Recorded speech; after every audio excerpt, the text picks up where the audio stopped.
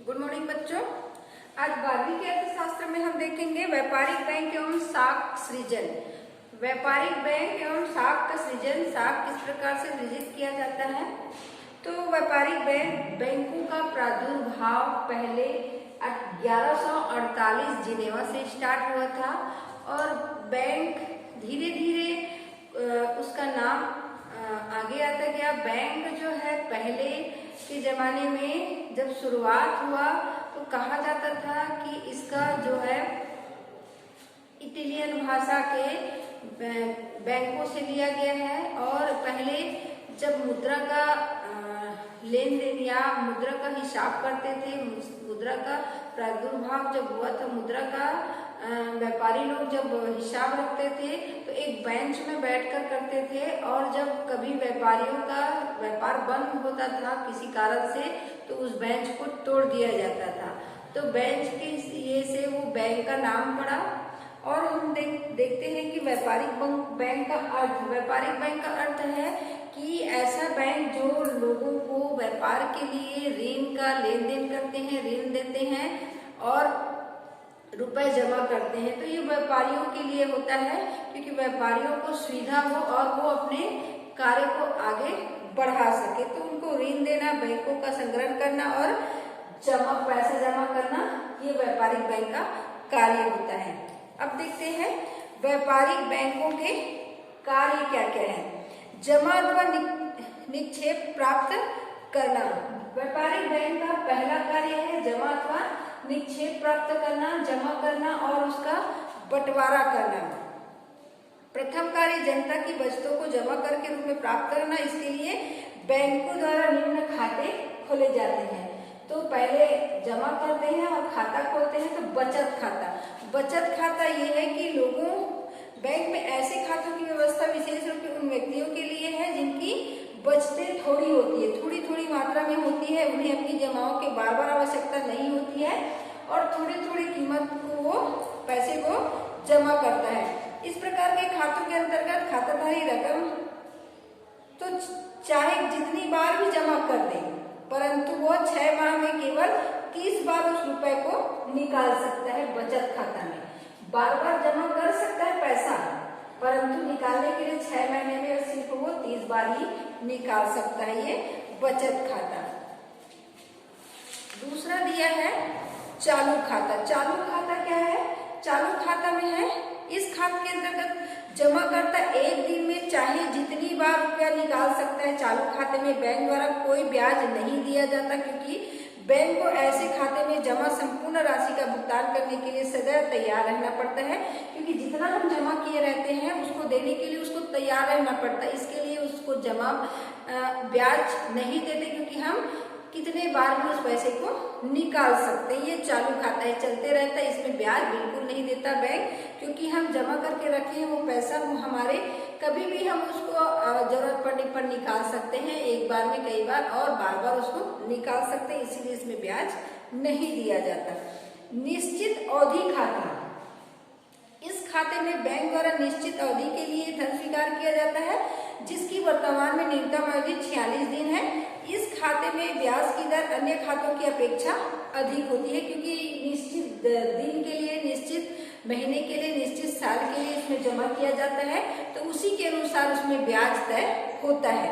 इन खातों में रुपए जितने अधिक लंबे समय के लिए जमा करवाया जाता है ब्याज की दर उतनी ही अधिक होती है क्योंकि जिस जमा अगर हम किए हैं पैसे को तो जितना अधिक उसमें हम समय देते हैं तो उसके अनुसार वो दूसरे ग्राहकों को उस पैसा को ऋण के रूप में देता है, उससे वो ब्याज खाता है तो उसी का ब्याज का हिस्सा हमको फिर मिलता है।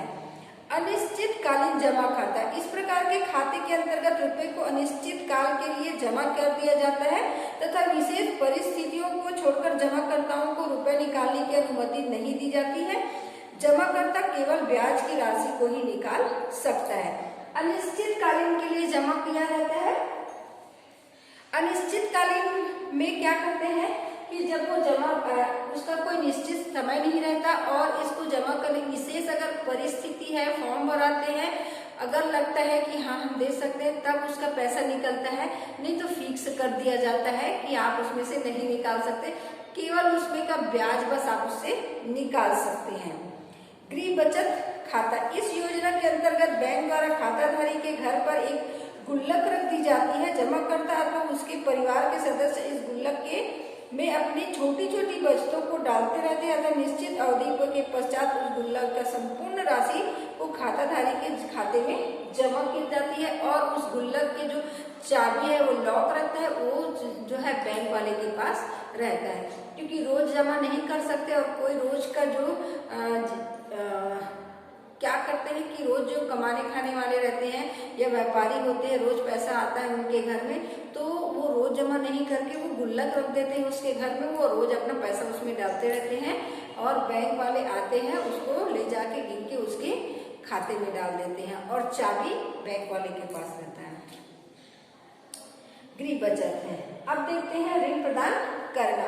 ऋण प्रदान केंद्रीय बैंक को छोड़कर से सभी बैंकों का दूसरा प्रमुख एवं महत्वपूर्ण कार्य ऋण प्रदान करना है। वर्तमान में बैंकों द्वारा प्राय उत्पादक कार्य के लिए ही ऋण प्रदान किए जाते हैं। साथ ही यह ऋण विक्रयशील प्रतिभूतियों की धरोहर के आधार पर प्रदान की जाती है। कोई भी अगर ऋण देते हैं तो धरोहर के रूप में कुछ रखना होता है और ऋण किस कारण से दे रहे हैं, किसको दे रहे हैं, तो किसको दे रहे हैं तो धरोहर के रूप में हमको रखना पड़ता है, क्योंकि कोई भी ऋण लेकर कहीं भी चले जाएंगे, धोखाधड़ी हो जाता है, तो इसके लिए धरोहर रखना जरूरी होता है। और किसको दे रहे हैं, किस काम के लिए दे रहे हैं, तो उसकी भी जानकारी हमको लेते रहना। जैसे मकान के लिए दे रहे हैं, व्यापार के लिए दे रहे हैं, तो उसकी जानकारी हमको देनी पड़ती है। उसमें देखते हैं ऋण बैंकों द्वारा प्रदान किए जाने वाले ऋण सामान्यतः 4 प्रकार के होते हैं। नगद साख। नगद साख के अंतर्गत बैंक व्यक्तियों को एक निश्चित सीमा तक ऋण देने का अधिकार प्राप्त करता है। ऋण की संपूर्ण राशि ऋणी को नगद रूप से न देकर ऋणी को खाते में जमा करवा दी जाती है और ऋणी उनकी आवश्यकता अनुसार धन निकालने की अधिकार दे दिया जाता है। और जो नगद उसके हाथ में न देके उसके खाते में दे देते हैं और खाते में कुछ उसमें रकम बचा कर रखते हैं। ऋण की संपूर्ण राशि पर ब्याज वसूल करते हैं, लेकिन कुछ बैंक प्रयोग न की हुई राशि पर ब्याज की छूट भी प्रदान करते हैं। जैसे हमको जितना ऋण चाहिए तो दे देते हैं हमारे खाते में, अगर यूज नहीं हुआ उसी खाते में अगर रखा हुआ है तो कुछ जो बैंक है वो उसका ब्याज नहीं लेते हैं और जितना निकाले रहते हैं उसी का बस ब्याज वो लेते हैं। तो कोई कोई बैंक ऐसा करते हैं कि संपूर्ण जितने भी राशि वो दिए रहते हैं सबका ऋण वसूलते हैं। अधिविकर्षण। जिन व्यक्तियों का बैंक में चालू खाता होता है वे बैंक में जमा अपनी राशि से एक निश्चित सीमा तक अधिक रकम निकालने की बैंक से अनुमति प्रदान कर लेते हैं। जमाकर्ता द्वारा स्वयं की जमा राशि के अतिरिक्त निकाली गई राशि अधिविकर्षण कहलाती है। जितना जमा करके रखते हैं उससे अधिक। बैंक द्वारा यह सुविधा केवल उन्हीं व्यक्तियों को प्रदान की जाती है जिनकी साख अच्छी होती है। अधिविकर्षण पर बैंक उसी दर से ब्याज वसूल करता है। जो बार बार जिसका व्यापार, जो कारोबारी होते हैं, व्यापारी होते हैं, जिसका व्यापार अच्छा होता है और लगता है कि हाँ ये चुका सकता है ऋण को, तो उन्हीं को यह अधिविकर्षण ऋण दिया जाता है, क्योंकि जो उनके पास जमा है उनसे अधिक का ऋण लेते हैं और हमको ये मिलना भी जरूरी है, तो उन्हीं लोगों को दिया जाता है यह ऋण, क्योंकि और इसमें ब्याज भी अधिक लिया जाता है। यह ऋण अक्सर व्यक्तिगत जमानत पर ही दिया जाता है। इस पर नगद राशि की तुलना में ब्याज की दर अधिक होती है। यह ऋण की अल्पकालीन के लिए दिया जाता है। इस ऋण की सुविधा केवल चालू खाताधारी पर ही होता है। अब देखते हैं ऋण तथा अग्रिम। इसके अंतर्गत ऋणी को बैंक के ऋण की संपूर्ण राशि एक साथ प्राप्त हो जाती है। ऋण की राशि एक साथ प्राप्त हो जाती है। ऋण की राशि कुछ अंश बैंक को जमा कर देने की स्थिति में ऋणी उस राशि को पुनः प्राप्त करने की अधिकारी बना रहता है। ऋण अग्रिम। विनिमय बिलों की कटौती। आधुनिक समय में बैंकों द्वारा विनिमय बिलों की पुनर्कटौती के माध्यम से भी ऋणों की सुविधा उपलब्ध कराई जाती है। विनिमय बिल के वाहक को बिल के परिपक्वता अवधि समाप्त होने से पूर्व बिल का भुगतान कर दिया जाता है। बैंकों द्वारा प्राप्त की जाने वाली सेवा अल्पकालिक होती है। जो विनिमय बिल है, जो हमको देने के लिए जो बिल की कटौती कर दी जाती है। अब देखते हैं अभिकर्ता अथवा प्रतिनिधित्व संबंधी कार्य करना, तीसरा काम। बैंक अपने ग्राहकों की ओर से अभिकर्ता तथा प्रतिनिधित्व के रूप में भी कार्य करती है। बैंक के अभिकर्ता के प्रतिनिधित्व संबंधी प्रमुख कार्य है भुगतान एकत्रित करना, ग्राहकों द्वारा भेजे गए चेक, विनिमय बिलों आदि साख पत्रों का भुगतान एकत्रित करने का कार्य भी बैंक करता है। जो चेक, वो चेक इशू कराता है, चेक में कितना पैसा है दे रहे हैं, उसको जिसको चेक दिया है उसके खाते में पैसा को भेजना डालना, ये सब काम कराते हैं।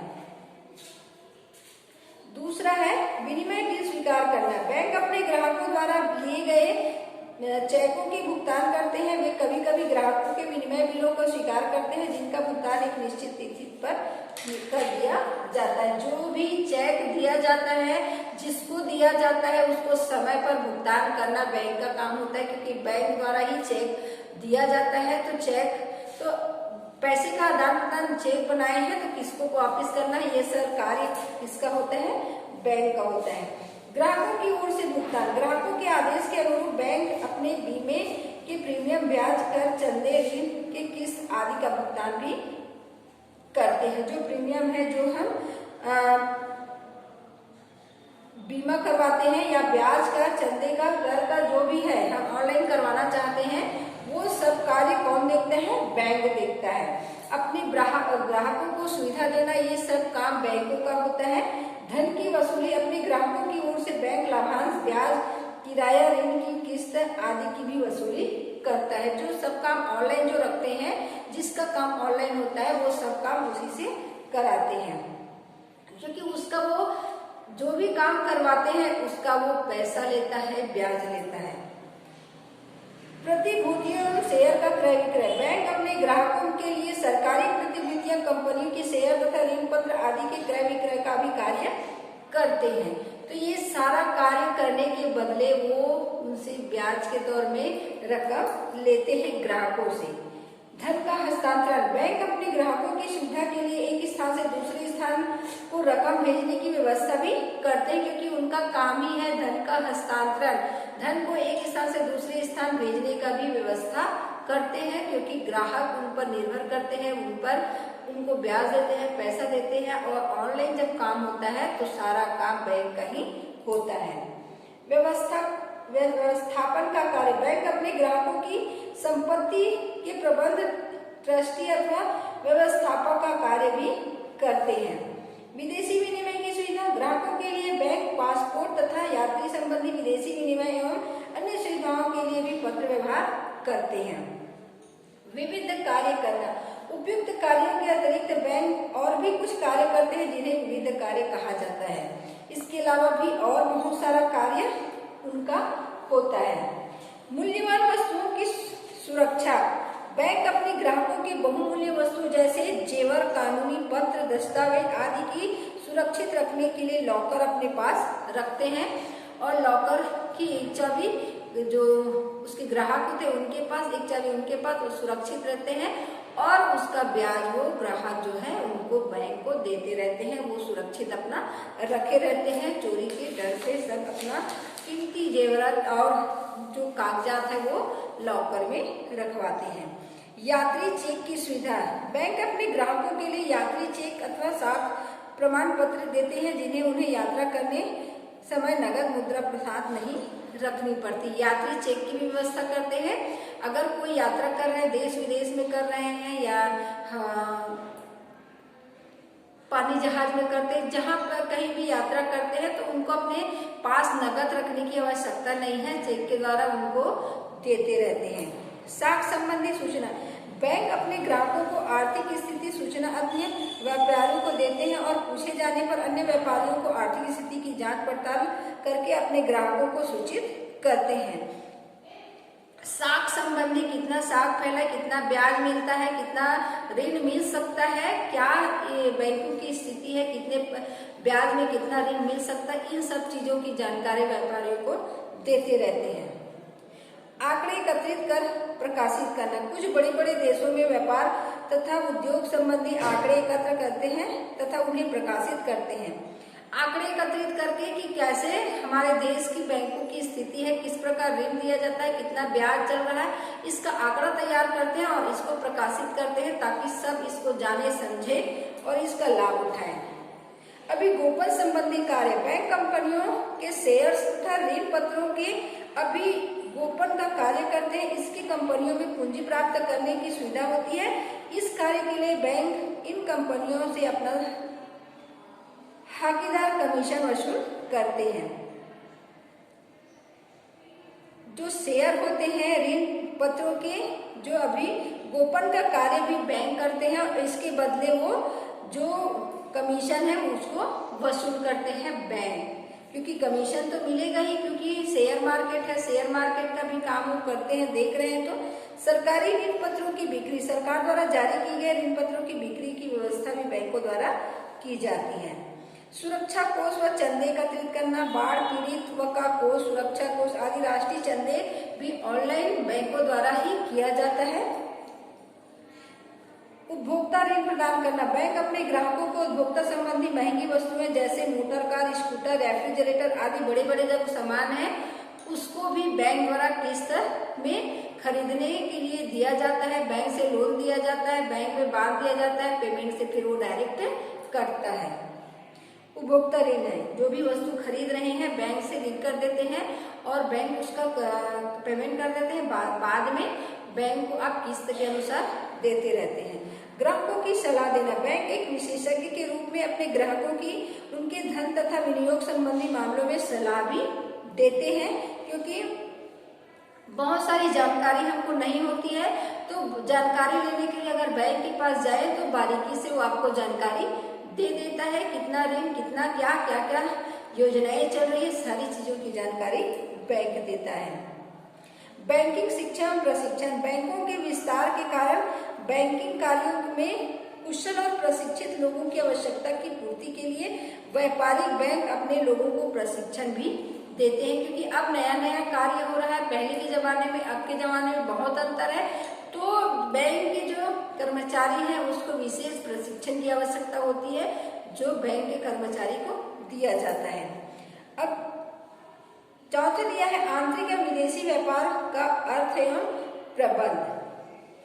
आंतरिक एवं विदेशी व्यापार के लिए धन की व्यवस्था बैंकों द्वारा व्यापारी एवं विनिमय विपत्रों, आंतरिक विपत्रों, हुंडियों आदि को भुनाकर की जाती है। यदि किसी व्यापारी के पास कोई बिल है जिसका भुगतान उसे कुछ समय के बाद प्राप्त होता है और यदि उसे धन की तत्काल आवश्यकता होती तो इस बिल को उस अवधि का ब्याज काटकर शेष रुपये व्यापारी को दे दिया जाता है। स्वयं उस बिल का भुगतान अवधि समाप्त होने पर ड्राइविंग से वसूल कर ली जाती है। अगर उसका जो बिल है वो बाद में पास होने वाला है, उसको तुरंत अगर पैसे की आवश्यकता है, तुरंत अगर उसको उसका बिल पास करना है तो उसको ज्यादा ब्याज देकर उसका बिल पास कर दिया जाता है।